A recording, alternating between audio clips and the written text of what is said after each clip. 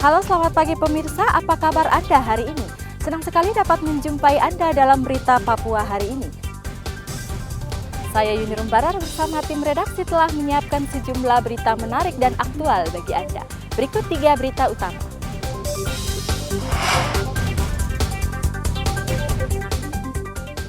Diduga karena korsleting listrik, 2 rumah di Argapura terbakar.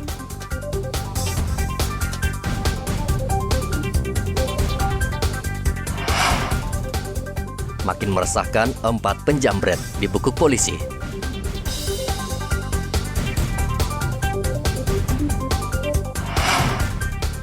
Komisi Pemberantasan Korupsi menyegel pertambangan pasir di Kota Sorong.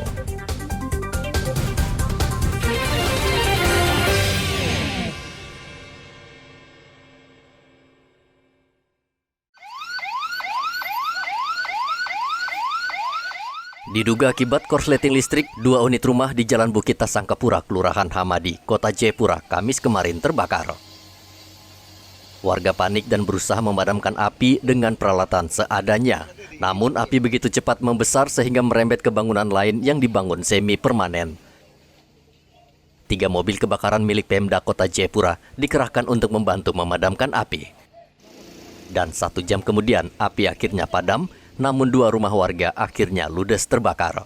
Jam 8.52 kami mendapat informasi dari warga bahwasannya ada kebakaran di daerah Tasangka Gunung. Objek yang terbakar adalah rumah milik keluarga Arong ya. 2 unit ya? Pertama 1 unit, kemudian merembet ke 1 unitnya lagi karena dengan jarak yang tidak jauh. Kemudian kita tahu bahwa bangunan sebagian atas itu merupakan bagian semi permanen. Jadi ada bagian material yang bisa gampang terbakar. Berapa unit mobil, Bu? Dua rumah yang terbakar, kemudian kita turunkan 3 unit mobil. 3 unit mobil water cannon. Dibantu dengan tangki dari pihak swasta dan pihak PDAM. Tidak ada korban jiwa dalam kebakaran ini, namun kerugian ditaksir mencapai ratusan juta rupiah. Saat ini polisi dari Polsek Jayapura Selatan masih menyelidiki penyebab pasti kebakaran. Audi Rampengan melaporkan dari Kota Jayapura, Papua.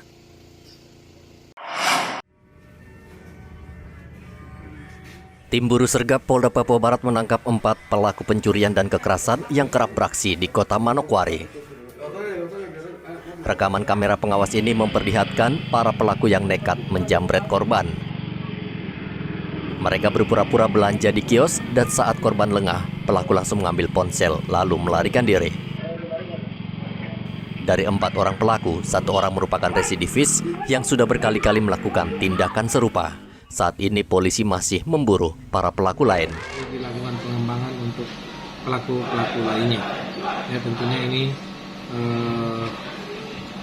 menjadi upaya Polres Manokwari untuk dapat segera mengungkap maraknya aksi jambret di wilayah Manokwari. Dan selanjutnya harapan dari Polres Manokwari untuk menghindari daripada aksi penjambretan ini, menghimbau kepada seluruh masyarakat ya supaya tetap menjaga diri di tempat-tempat yang sepi maupun keramaian, kemudian betul-betul memperhatikan gelagat negatif dari orang-orang di sekitar, kemudian segera melaporkan apabila ada mengalami peristiwa penjamretan.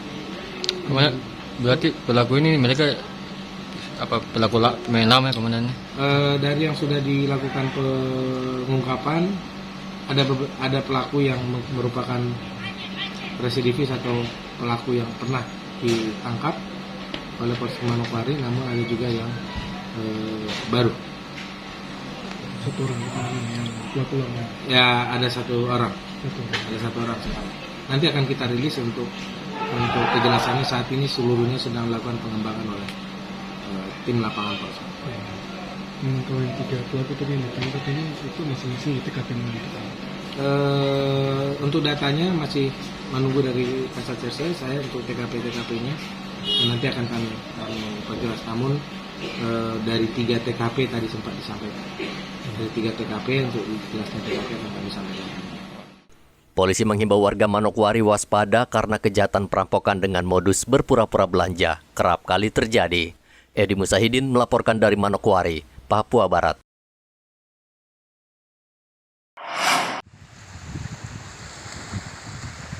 Dampak kenaikan harga BBM juga dirasakan ratusan nelayan di Merauke. Semenjak BBM naik, nelayan di Kampung Lampu 1 dan Binaloka memilih lebih beristirahat di rumah daripada mencari ikan di laut. Para nelayan khawatir biaya operasional kapal tidak sesuai dengan hasil tangkapan di laut sehingga pendapatan mereka tekor alias rugi. Selain itu, ombak yang tinggi juga mendorong mereka menahan diri untuk tidak melaut. Bila dihitung, hanya sekitar 10 dari ratusan nelayan di kampung ini yang tetap mencari ikan. Nelayan di sini yang punya perahu ada berapa banyak kira-kira ini, Pak? Ada 100 lebih, Pak, ya? Ada. Nah, kalau yang melaut sekarang hanya berapa orang, Pak? Ada sekitar 10-an ini. 10, Pak. Itu kenapa, Pak? Dia sampai tidak melaut seperti itu? BBM susah, mahal baru susah lagi. Mahal baru susah. Iya. Oh, gitu.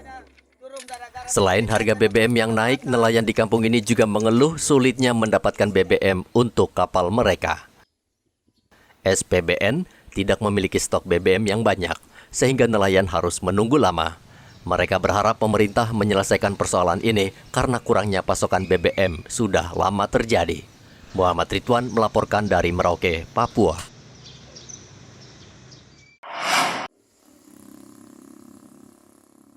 Saat ini minyak goreng curah sudah membanjir di Merauke, sehingga warga kini tidak lagi mengalami kesulitan untuk mendapatkannya.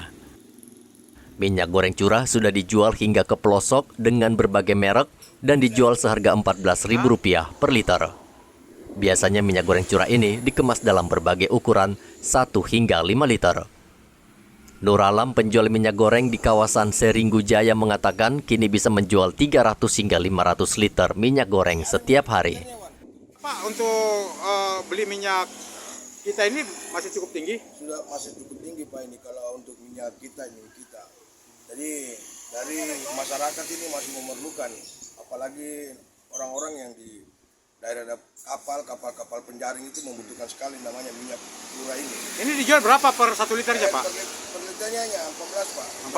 14.000 per liter ya? Pak. Ini ada berapa jenis kemasan ini? Ada yang 1 liter, ada yang 2 liter, dan kita buat kemasan sendiri yang 5 liter. Biasa orang memerlukan yang 5 liter. 5 liter ya? Kadang dia mau bawa ke lokasi, kadang ke kampung-kampung untuk memerlukan yang 5 liter. Biasanya berapa liter satu hari Bapak bisa jualnya ini? Ini bisa sampai 5 sampai 6 7 jerken yang 25 liter, Pak. Berarti berapa liter itu, Pak?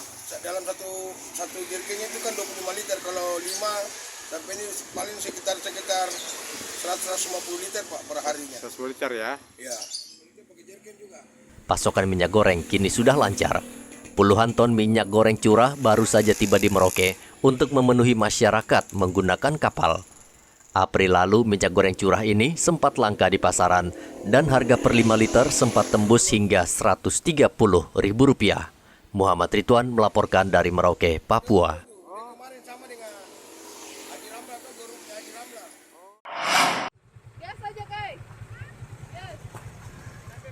Pasca banjir yang menerjang kota Sorong beberapa waktu lalu, Komisi Pemberantasan Korupsi (KPK) bersama Pemprov Papua Barat melarang aktivitas galian C di kawasan hutan lindung.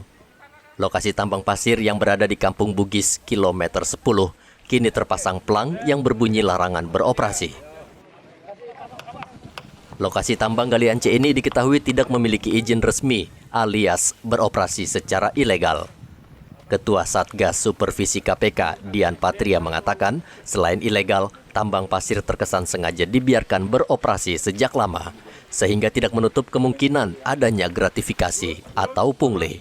Jangan sampai di balik pembiaran atau lemahnya pengawasan, itu biasanya ada korupsi di sana, ada pungli, ada gratifikasi. Ya, jangan sampai demikian. Mungkin kami kan harus sampaikan, dan bisa jadi itu benar, bisa jadi ya sebagian besar benar lah ya, di balik pembiaran itu ada potensi korupsi di sana. Jadi hari ini di rapat apapun perdebatannya tadi, tapi rapat sepakat yang saya tangkap intisarinya adalah jika tidak berizin negara harus hadir, harus ditertibkan. Toh Sorong punya sumber bahan baku dari Sauka, ya. Di kami mendukung penertiban oleh kehutanan, mendukung penertiban oleh SDM, ya. Karena negara harus hadir, ya. Kita bicara solusi jangka panjang, bukan jangka pendek, ya. Kalau mau bereskan di jangka pendek itu harusnya di hulu, ya. Pastikan resapan air di sana dan lain sebagainya. Bukan hanya bicara jangka pendek yang sifatnya sementara. Data yang dari provinsi itu 10 atau 11 saya lupa. Khusus Kota Sorong ya Pak? Iya ya. Di Sauka itu ada 5 atau 6 yang nanti akan saya sudah provinsi. Di Remu tidak ada satupun. Tidak satupun ada izin tambang di Remu. Titik. Untuk yang di Kilo 10? Ya, Kilo 10 maksudnya. Menurut data pemerintah Provinsi Papua Barat, ada sekitar 10 usaha pertambangan pasir yang memiliki izin. Sementara tambang pasir yang beroperasi di Kampung Bugis sama sekali tidak memiliki izin alias ilegal, bahkan lokasi itu masuk dalam kawasan hutan lindung. Topan melaporkan dari Kota Sorong, Papua Barat. Direktorat Jenderal Imigrasi Kementerian Hukum dan Hak Asasi Manusia mencekal Gubernur Papua Lukas NMB untuk bepergian ke luar negeri hingga 6 bulan mendatang pasca penetapan tersangka. Dokter pribadi Lukas NMB Anton Mote meminta pencekalan terhadap kliennya tidak dilakukan. Menurut Anton, kondisi kesehatan Gubernur Papua Lukas NMB terus menurun akibat menderita beberapa penyakit, yakni diabetes, hipertensi, jantung, dan ginjal. Ia berharap Lukas diberikan kesempatan untuk berobat rutin atau kontrol di rumah sakit di Singapura dan Manila, Filipina. Selama ini beliau mengalami beberapa jenis penyakit, salah satu adalah stroke, kemudian ada diabetes, tensi, juga ada jantung, juga ada sedikit komplikasi ke ginjal. Nah, untuk pengobatan selama ini beliau rutin melaksanakan pelayanan dan kontrol penanganan di rumah sakit di Singapura dan Manila. Selama ini kami hanya melengkapi seluruh kelengkapan yang mana disampaikan dari dokter yang menangani beliau di Singapura, juga menindaklanjuti apa yang sudah dianjurkan dalam ditindaklanjuti dari Singapura. Nah, sampai saat ini obat-obat yang selama ini beliau minum sudah cukup rutin, terpantau baik. Hanya beberapa waktu kemarin beliau harus melakukan kontrol kembali ke dokter DPCP-nya di Singapura dan Manila. Juru bicara Gubernur Papua Muhammad Rifai Darus menilai penetapan tersangka terhadap Lukas NMB bersifat politis. Kendati demikian, Lukas tetap akan kooperatif menjalani pemeriksaan di KPK. Dan sekarang beliau masih berada di kediaman di Koya dan masih dijaga begitu oleh masyarakat dan keluarga beliau. Dan jumlahnya cukup banyak, sampai tadi malam ribuan. Tadi juga beliau minta untuk jangan terlalu banyak yang di sana, sehingga sebagian sudah mulai diminta untuk kembali ke kediaman masing-masing. Nah, ini tanpa diarahkan, tanpa pengerahan, mereka datang sendiri karena merupakan mengetahui informasi yang beredar di media sosial dan media massa. Yang kedua, saya ingin sampaikan bahwa Bapak Gubernur punya hak dalam Undang-Undang Dasar 45 pasal 28A, yaitu setiap orang berhak untuk hidup serta berhak untuk mempertahankan hidup dan kehidupannya. Jadi dijamin oleh Undang-Undang Dasar 1945. Inilah yang membuat Pak Gubernur merasa bahwa proses yang sedang berjalan tentang beliau ini menjadi pergulatan hukum dan juga pergulatan politik. Dan tadi beliau sampaikan kepada kami bahwa jangan mempolitisir situasi, karena rakyat selama ini selalu mengikuti dan melihat perkembangan yang ada. Beliau tahu betul dan paham betul bahwa kondisi yang sekarang terjadi adalah proses kriminalisasi hukum kepada beliau. Gubernur Papua Lukas NMB ditetapkan menjadi tersangka oleh KPK 5 September lalu. Lukas NMB diduga menerima gratifikasi sebesar 1 miliar rupiah. Uang tersebut ditransfer ke rekening pribadi Lukas ketika ia sedang berobat di Singapura tahun 2020 lalu. KPK telah memanggil Lukas NMB untuk diperiksa pada 12 September lalu, namun Lukas tidak hadir dengan alasan sakit. KPK akan menjadwalkan kembali pemeriksaan Gubernur Papua Lukas NMB setelah kondisi gubernur membaik. Hendra melaporkan dari Kota Jayapura, Papua.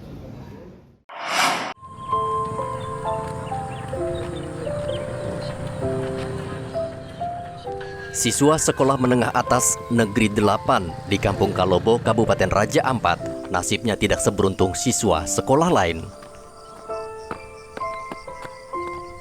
Sebagian siswa di sekolah ini setiap hari harus berjalan kaki dari rumah ke sekolah sepanjang lebih dari 2 km. Begitu juga dengan kondisi sekolah. Sebagian bangunan sudah retak. Bahkan tembok kelas ada yang bolong sehingga tembus ke kelas lain. Kondisi ini sangat memprihatinkan saat pemerintah tengah gencar meningkatkan kualitas pendidikan bagi anak-anak Papua. Apalagi fasilitas di sekolah ini, jangan berharap banyak. Laboratorium untuk jurusan IPA misalnya, masih menjadi mimpi bagi anak-anak di sekolah ini. Untuk praktik, mereka menggunakan peralatan seadanya di alam terbuka. Begitu juga dengan prasarana olahraga seperti lapangan voli, tidak berbeda jauh seperti kubangan lumpur saat hujan turun. Kendati demikian, siswa di sekolah ini tetap semangat belajar. Mereka tidak patah semangat untuk maju dan bersaing dengan siswa lain. SMA Negeri 8 berdiri 12 tahun lalu, namun kondisinya terkesan dibiarkan terlantar. Karena hingga kini pemerintah tidak turun tangan untuk membantu memperbaiki sekolah dan menambah fasilitas belajar. Kondisi dindingnya retak-retak, terus lampunya bocor. Takut tidak dengan kondisi seperti ini? Takut. Takut apa dindingnya roboh ya? Iya, takut. Terus kalau situasi begini nyaman tidak untuk belajar? Tidak nyaman. Tidak nyaman. Iya. Jadi fasilitas yang lain yang email impikan di sekolah ini apa? Lab terutamanya. Lab apa? Lab fisika, lab kimia, lab biologi, dan lab bahasa. Oh begitu. Jadi harapannya apa? Harapannya agar bisa dapat lab. Dapat lab ya. Pemerintah bantu ya. Iya. Kondisi sekolahnya kami di sini pembangunannya belum begitu terpenuhi, banyak bangunannya masih rusak, dan kami punya fasilitas olahraga, contohnya seperti lapangan voli masih belum begitu baik, akhirnya lapangannya pecek, jadi kami belum bisa menikmati lapangan itu. SMA Negeri 8 di Kampung Kalobo, Distrik Salawati Tengah, Kabupaten Raja Ampat, merupakan gambaran menyedihkan pendidikan di pelosok Nusantara. Pemerintah dituntut untuk lebih peduli memperbaiki kondisi seperti ini, karena pendidikan merupakan tulang punggung bagi kemajuan bangsa. Topan melaporkan dari Raja Ampat, Papua Barat.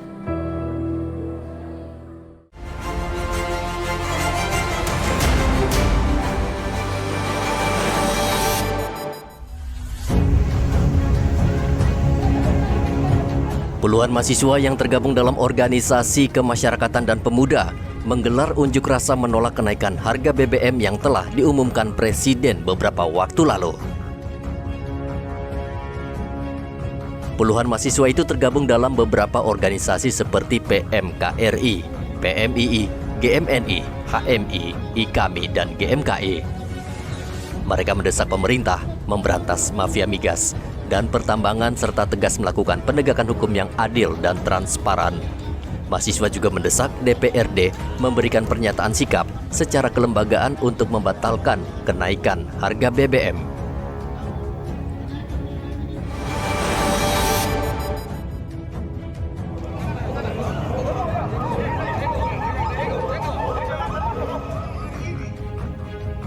Ratusan pendukung Gubernur Papua Lukas NMB berunjuk rasa di depan markas Brimob Kota Raja. Mereka menuduh KPK telah mengkriminalisasi Gubernur Papua. Para pengunjuk rasa berorasi meminta KPK tidak memproses hukum Gubernur Papua karena Lukas NMB sedang sakit.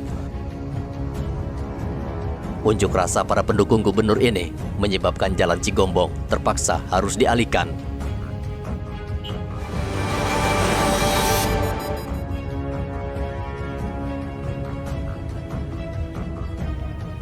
Setelah lebih dari 2 pekan, 4 potongan tubuh korban mutilasi di Timika berhasil diidentifikasi berdasarkan hasil pemeriksaan DNA. Terkait penyerahan jasad, keluarga korban masih meminta waktu karena harus mempersiapkan prosesi adat. Sementara itu, berkas perkara tersangka pembunuhan dan mutilasi diserahkan ke Kejaksaan Mimika. Polres Mimika hingga saat ini masih menunggu konfirmasi dari Kejaksaan terkait kekurangan hasil penyidikan. kasus pembunuhan dan mutilasi terhadap 4 warga Timika melibatkan 6 anggota TNI dan 3 warga sipil.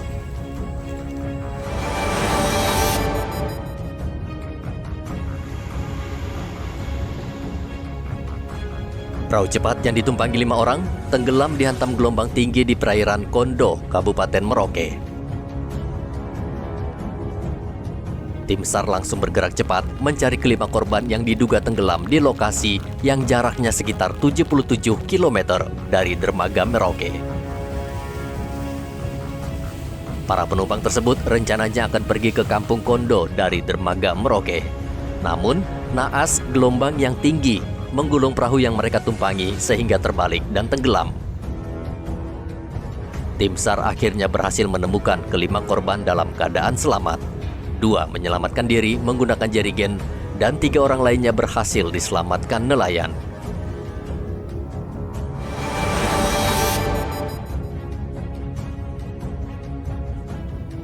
Kelompok kriminal bersenjata KKB kembali beraksi membakar sejumlah alat berat milik PT DHR yang sedang membangun jalan dari distrik Oksebang ke Kiwi Rock di Kabupaten Pegunungan Bintang. Menurut saksi, sekelompok orang tiba-tiba mendatangi kampung Mangabib. Mereka bertindak anarkisme, membakar sejumlah alat berat milik PT DHR. Distrik Oksebang merupakan salah satu distrik terjauh dan hanya dapat ditempuh melalui jalan darat dari ibu kota Oksibil sekitar 4 jam. Maka pembangunan jalan Trans Papua sangat penting untuk membuka keterisolasian daerah tersebut.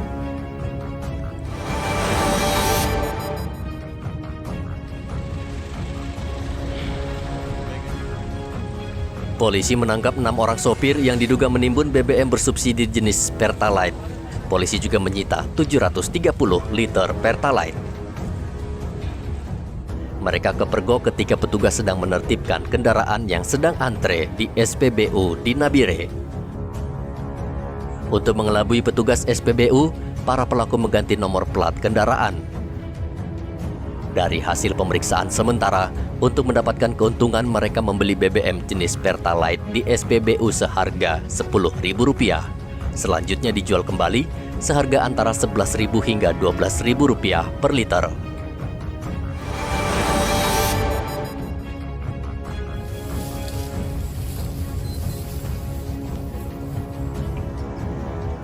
Mayat wanita berusia sekitar 20 tahun ditemukan tergeletak di semak belukar di belakang kantor Gubernur Papua Barat, Arfai, Manokwari. Warga yang kebetulan melintas menemukan tubuh korban yang penuh luka dan tertutup daun. Polisi yang mendapat laporan langsung memeriksa tempat kejadian perkara dan menduga wanita ini tewas akibat dianiaya. Namun untuk memastikan penyebab kematian, jasad korban langsung dibawa ke RSUD Manokwari untuk divisum.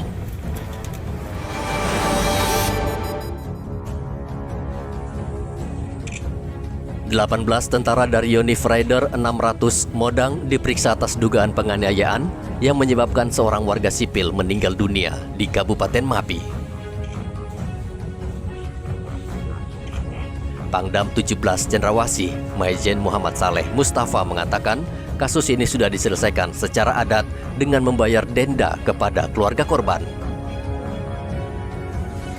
Namun atas perintah Panglima TNI, maka proses hukum terhadap pelaku tetap akan dilakukan. Kasus penganiayaan warga sipil terjadi pada 30 Agustus 2022 di Kampung Mememo, Distrik Edera.